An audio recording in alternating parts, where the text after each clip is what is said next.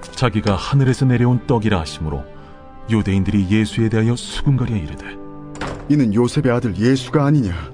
그 부모를 우리가 아는데 자기가 지금 어찌하여 하늘에서 내려왔다 하느냐?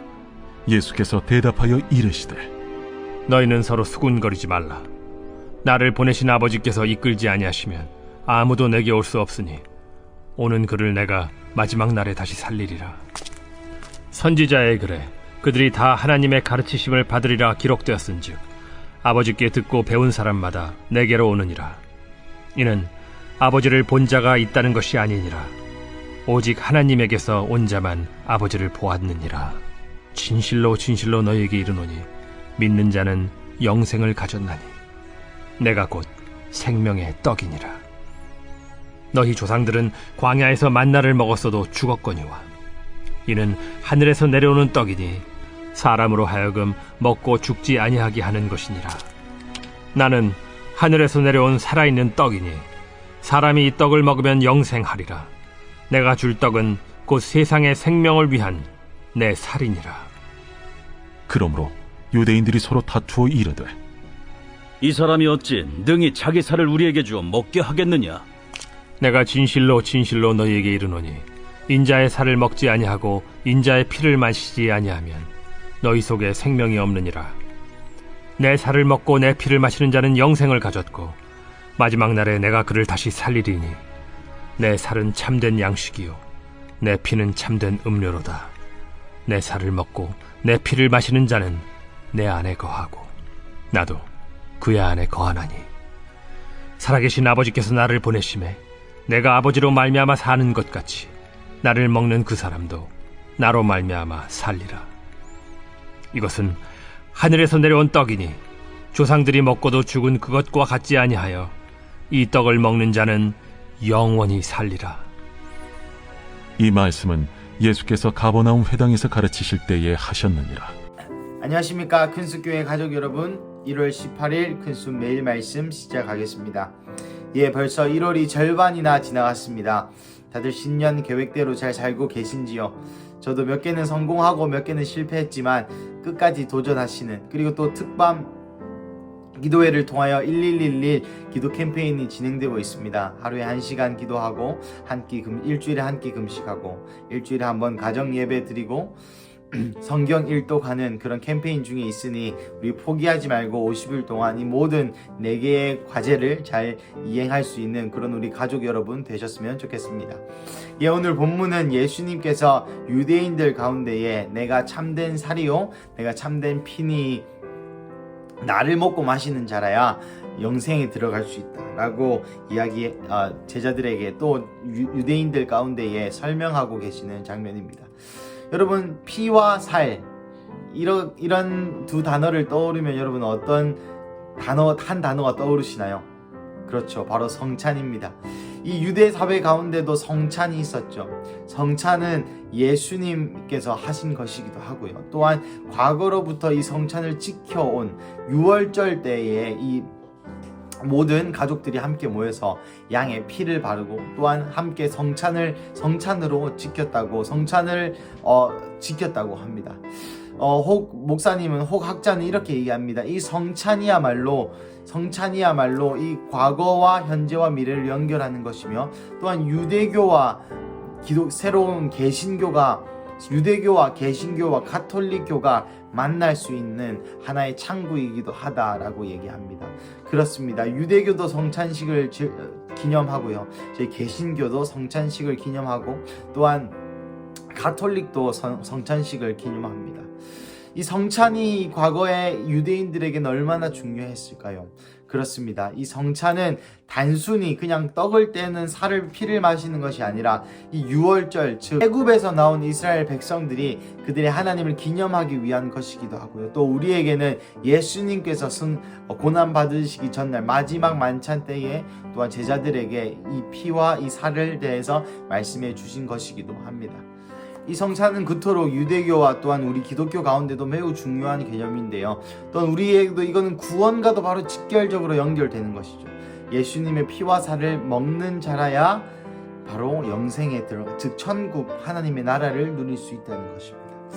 오늘 본문을 읽으면서 제 마음 가운데는 계속해서 요한복음에 나타나고 있는 한 가지 주제, 큰 주제는 아니고 한 가지 소주제가 있습니다. 그것은 무엇이냐면 들을 귀 있는 자는 들으라는 것이죠. 오늘 본문에도 마찬가지로 유대인이 예수님의 부모를 알고 예수님의 부모를 알기 때문에 그 부모의 아들이 너 예수는 메시아일 수 없다, 네가 하늘로부터 왔다 했는데 너는 사실 요셉으로부터 왔지 않느냐라고 예수님을 메시아로서의 예수님을 배척하고 또한 기만하는 그런 장면이 나옵니다. 사랑하는 가족 여러분, 저는 이 1년의 요한복음을 계속 묵상하면서 제 마음 안에 그런 생각이 들었습니다. 저번 묵상 때에는 과연 예수님의 말씀을 들었을 때 내가 예수님의 말씀으로 받아들일 수 있을까? 또 예수님의 말뿐 아니라 우리 목사님 사모님, 우리 권위자의 말을 제가 들었을 때 그것을 사람의 말로 받지 않고 하나님의 말로 받을 수 있는 것인가, 있을 수 있는가 없는가에 대한 묵상을 하였다면, 이 6장까지의 묵상에서는 이런 묵상이 들었습니다. 과연 내가 이 이스라엘 시대 때에 이 2000년 전에 살았더라면 과연 예수님을 메시아로 받아들였을 수 있을까요?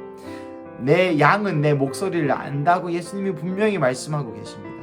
하지만 내가 너무나도 잘 알고 있는 요셉의 아들이 메시아라고 스스로 주장한다면 과연 저 예준이는, 과연 또 우리 교회 큰수교회 가족 여러분들은 예수님을 메시아로 칭송하고 또한 예배하고 또 그분의 가시는 길과 길에 함께 걸어드릴 수 있는 신구가 됐을 수 있을까요? 아니면 또 요즘 말로 이단 아닌가?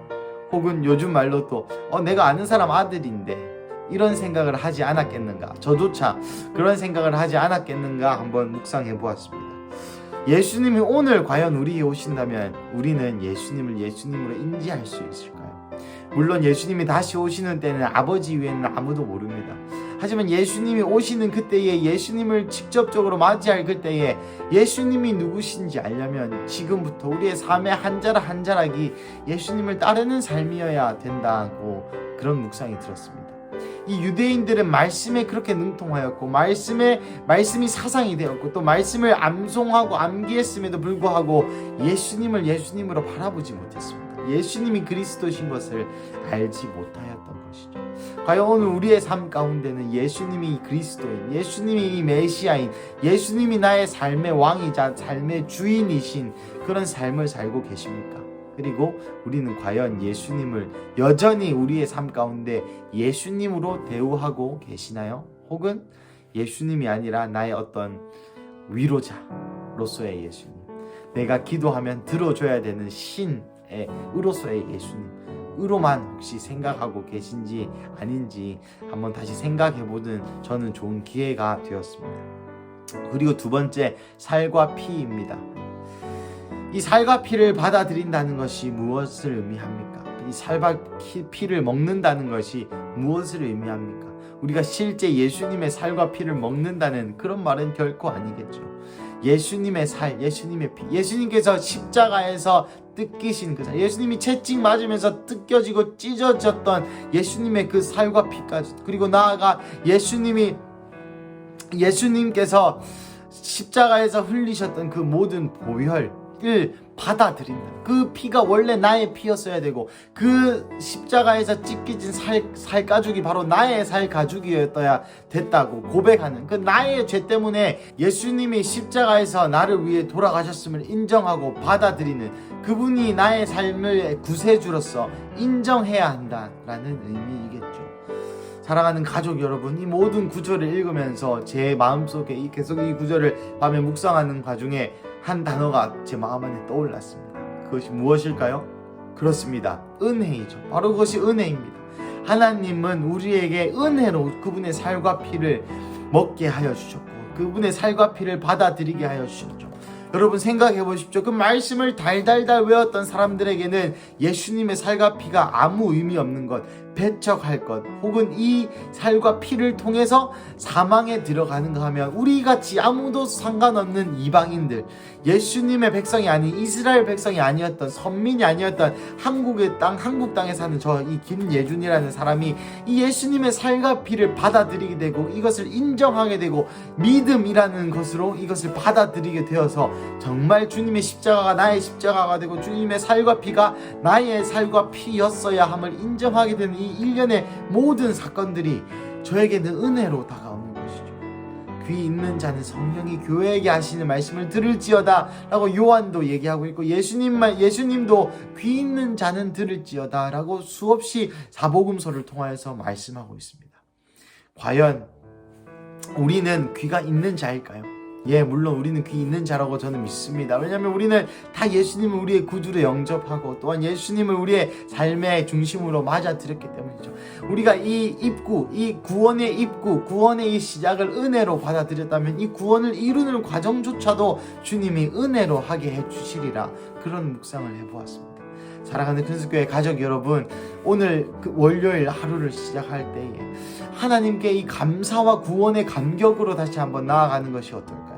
주님 감사합니다. 나도 들을 게 없는 자였지만, 나도 예수님을 예수님으로 인정하지 않았지만, 나도 예수님을 예수님으로 도저히 알 수가 없는 인간이지만 주님의 은혜를 통하여서 예수님의 살과 피를 제가 맞이하게 되었고, 예수님의 은혜를 통하여서 내가 들을 길을 갖게 되었습니다. 그리고 나아가서 또한 예수님, 내 삶이 아직 너무나도 나의 세계로 가득함을 인정합니다.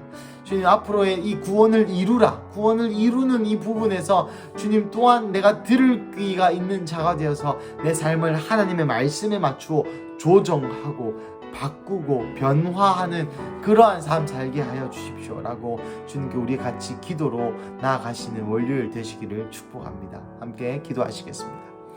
사랑하는 하나님, 이 시간 주 앞에 나옵니다. 하나님, 유대인들, 이 오늘 성경의 본문에 나온 유대인들을 생각하며 주님 다시 한번 감사의 고백을 올려드립니다. 이들은 말씀에 눈통하였고 이들은 모든 말씀을 통달하였지만 메시아를 볼 수 있는 눈과 귀가 없었습니다. 또한 하나님의 살과 피를 받아들일 수 있는 믿음과 은혜가 부족하였음을 이 시간 고백합니다. 주님, 이 시간 다시 한번 감사드리는 것은 주님이 이 이방인은 우리가 주님의 살과 피를 받아들일 수 있는 이 기회를 주심에 먼저 감사하고, 또한 이 말씀을 들었은즉 받아들이지 않는 자들도 허다할진데 우리는 예수님을 먼저 알아서 예수님의 그 사랑에 녹아져서 이 예수님의 살과 피를 받아들이게 되고, 예수님의 십자가가 바로 나의 십자가 되는 이 구원의 역사를 우리 가운데 허락하신 하나님, 너무나 감사드립니다. 오늘 이 월요일, 이 새롭게 시작하는 아침 가운데에 하나님, 이 구원의 감격을 잃지 않는 우리 큰수교회 가족들 되게 하여 주십시오. 그래서 나에게 무슨 어떠한 일이 있든지 이 구원의 감격으로 항상 기뻐하고 쉬지 말고 기도하고 범사에 감사할 수 있는 그런 우리 큰수교회 가족 여러분들 되시기를 예수님의 이름으로 간절히 기도합니다. 하나님 사랑합니다. 다시 한번 이 구원을 이루게 하여 주십시오. 단순히 천국 가는 것이 아니라 내 모든 삶이 예수님을 따르는 삶, 예수님을 사랑하는 삶, 예수님과 같이 되는 그러한 삶 살게 하실 하나님을 찬양합니다. 감사합니다. 이 모든 말씀 살아계신 예수님의 이름으로 기도드렸습니다. 아멘.